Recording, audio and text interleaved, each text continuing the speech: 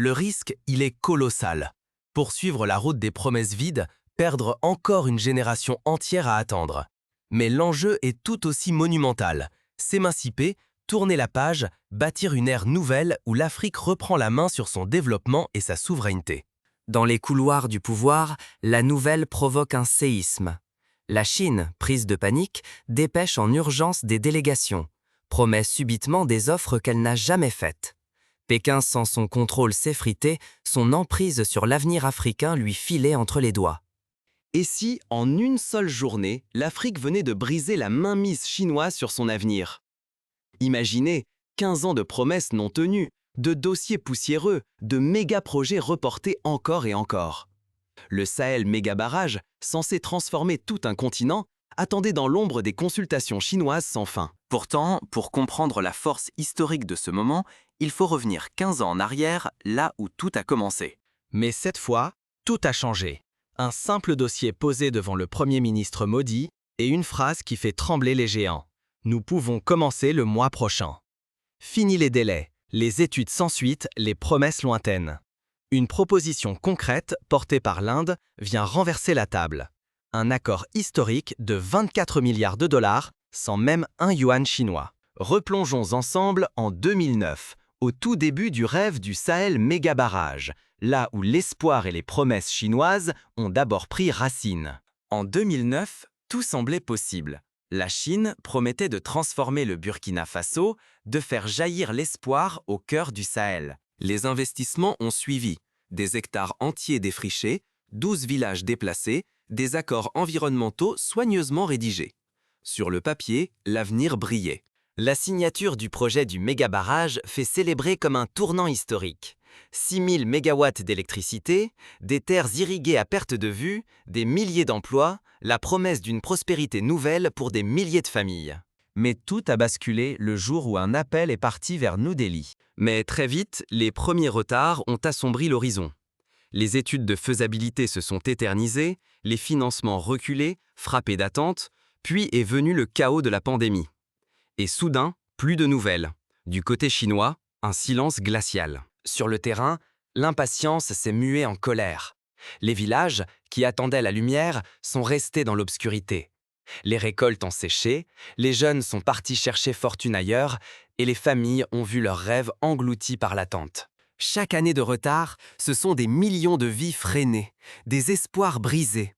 Le statu quo condamne une génération entière à patienter, pendant que le continent attend toujours la promesse tenue. Là où la Chine promettait, l'Inde agit. En 14 jours, un plan que la Chine n'a jamais livré en 15 ans. Ce coup de fil inattendu allait bouleverser le destin du méga-barrage et révéler un nouvel acteur prêt à défier la suprématie chinoise en Afrique. Pendant que Pékin accumulait les études de faisabilité, l'Inde a posé des plans concrets sur la table. Plus de PowerPoints interminables. Ce sont des ingénieurs indiens qui sont arrivés, casque sur la tête, plan roulé sous le bras. Leur message était simple. Nous pouvons commencer le mois prochain. Ce ne sont plus des entreprises publiques protégées politiquement, mais de grands groupes privés indiens, Larsen et Toubro pour la construction, Bharat Heavy Electricals pour les turbines, Tata Power pour l'exploitation, tous tenus par des contrats stricts et une obligation de résultat. Chaque engagement est consigné noir sur blanc et la responsabilité est immédiate. Le budget est limpide, sans zone d'ombre. 15 milliards pour le barrage et ses installations. 4 milliards pour le réseau électrique régional, 3 milliards pour les systèmes d'irrigation, 2 milliards pour les zones industrielles. Chaque franc est investi dans l'économie réelle pour créer des emplois, des infrastructures et transmettre des compétences aux Africains. La proposition indienne est sans précédent. Au lieu des 6000 mégawatts promis par la Chine, Delhi s'engage à livrer 8500 mégawatts, avec un smart grid doté d'intelligence artificielle pour optimiser la distribution d'énergie. Mais surtout, ici, les garanties sont réelles, des clauses de pénalité prévues pour chaque retard, et un transfert de technologie total pour que le savoir-faire ne quitte pas le continent. Pourtant, la Chine n'allait pas accepter cette défaite sans réagir. Dès l'annonce du contrat indien, Pékin s'est lancé dans une contre-offensive féroce. Ce partenariat n'est pas une aide, mais un investissement. Il vise l'autonomie, la montée en compétences et la prospérité durable. Mais ce choix audacieux n'est pas sans risque. En ouvrant la porte à la concurrence indienne, l'Afrique s'expose à la colère de l'ancien partenaire chinois.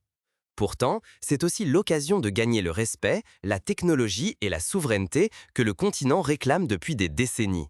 L'annonce retentit de Ouagadougou à Pékin, de Delhi à Washington, jusqu'au cœur de Bruxelles. L'Afrique n'a plus un seul partenaire, mais désormais des options. Ce n'est plus l'époque où la Chine décidait seule du sort des grands chantiers africains.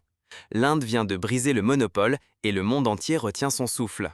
À peine le contrat signé, les premiers signaux d'alerte s'allument à Pékin. Les officiels chinois multiplient les visites de crise. Ils proposent soudain des conditions jamais vues, prêts à doubler les garanties, à accélérer les délais. Mais ce sursaut sonne creux. Pourquoi ces offres n'ont-elles pas été faites en 15 ans?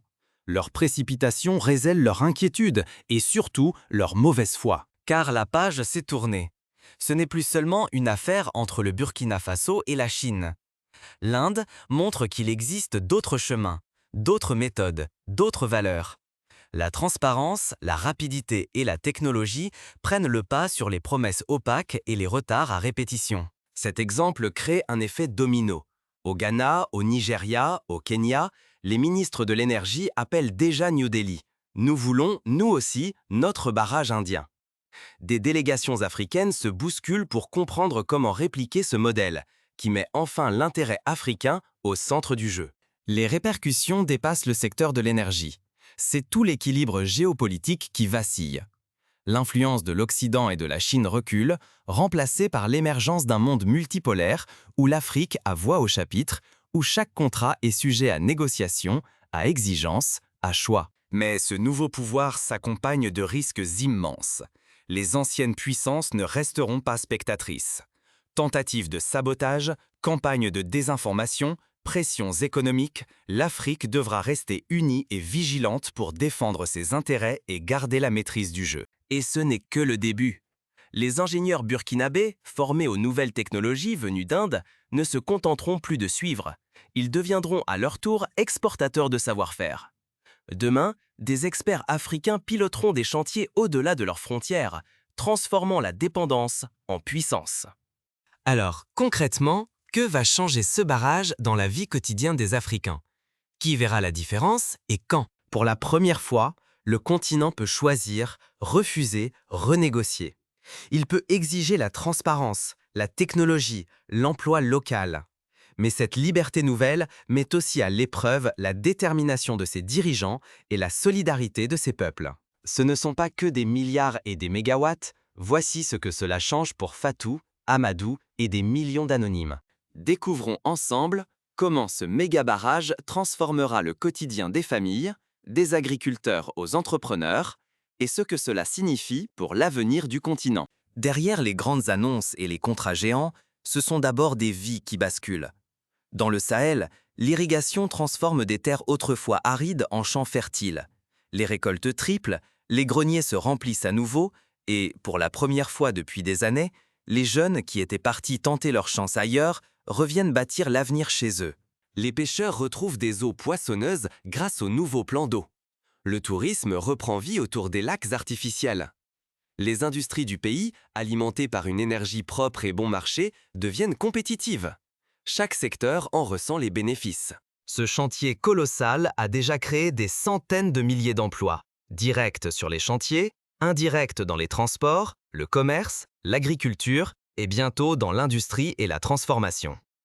Des femmes et des hommes acquièrent de nouvelles compétences, déplacent des montagnes et savent que leur travail leur appartient. L'électricité, c'est plus qu'un simple interrupteur. Pour des familles entières, la fin des coupures et de la précarité signifie la possibilité de cuisiner, d'étudier et de travailler sans peur de l'obscurité. Les petites entreprises tournent sans interruption, les artisans peuvent investir, les écoles restent ouvertes le soir. Amadou, chauffeur de taxi à Ouagadougou, recharge maintenant son véhicule sur un réseau fiable et voit ses enfants faire leurs devoirs sous la lumière des lampes LED au lieu des fumées de pétrole. Et ce projet n'est pas qu'un simple ouvrage d'ingénierie. Il annonce déjà des répliques partout sur le continent. L'âge des promesses creuses est révolu. L'avenir appartient à ceux qui osent exiger le meilleur. Cependant, le risque est réel. Un échec, un manque de transparence et la confiance chèrement acquise pourraient disparaître. Mais si ce projet tient ses promesses, il marquera le début d'une ère où l'Afrique décide, innove et inspire. Mais au-delà de l'économie, c'est l'indépendance énergétique qui s'installe. Plus besoin d'attendre des promesses de l'étranger. Les ingénieurs locaux prennent en charge la maintenance. Les jeunes étudiants voient un avenir possible sans quitter leur pays.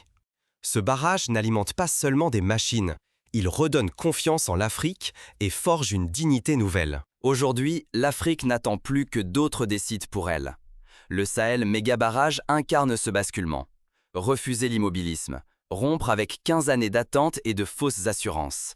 Ce chantier n'est pas seulement un barrage, c'est une déclaration. Le continent choisit désormais la transparence, la rapidité et la responsabilité. Ignorer ce tournant, c'est risquer de rester spectateur de son propre destin.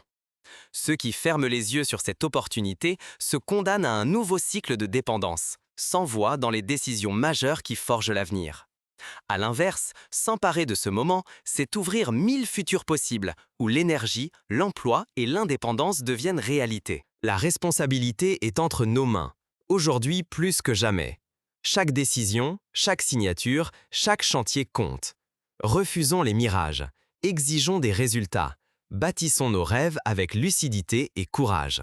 Car l'histoire ne se souvient pas de ceux qui hésitent, mais de ceux qui osent transformer l'impossible en possible. Le partenariat avec l'Inde n'est pas un miracle, ni une revanche. C'est le résultat d'un choix lucide, préférer des solutions concrètes, des engagements tenus et des partenaires qui respectent notre souveraineté. Il ne s'agit pas de triomphalisme, ni de nier les défis immenses qui restent à surmonter. Mais ce barrage est la preuve que l'Afrique n'attend plus la permission de prospérer.